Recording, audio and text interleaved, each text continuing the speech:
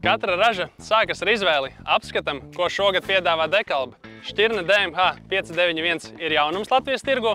Šogad tā pirmo gadu būs pieejama tirdzniecībai, tomēr mēs to jau esam audzējuši izmēģinājumos un esam jau izdarījuši secinājumus. Tas, ko šķirne DMH 591 labi pierādīja 23. un 24. gada sezonās, ir izteikti labā sausuma noturība. Šo īpašību izceļ audzētāji arī citur Eiropā, un nestabilās sezonās, kādas tās mēdz būt pēdējos gados, tas ir ļoti svarīgi. DMH 591 ir augstražīga šķirne, sēklās ir augsts ceļas saturs, te ir ļoti laba ziemcietība, laba veldras noturība un noturība pret pākšņu atvēršanos.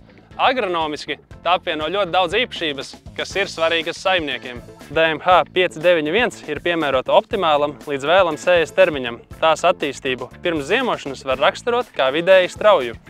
Pavasarī šķirne pamostas un sāk ziedēt vidējā termiņā, tāpat arī raža nogatavojas vidēji agri.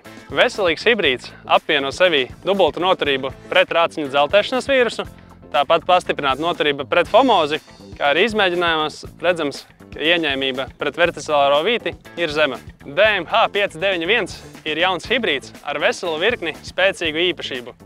Izvēlēties pārbaudīto un sējiet ar pārliecību.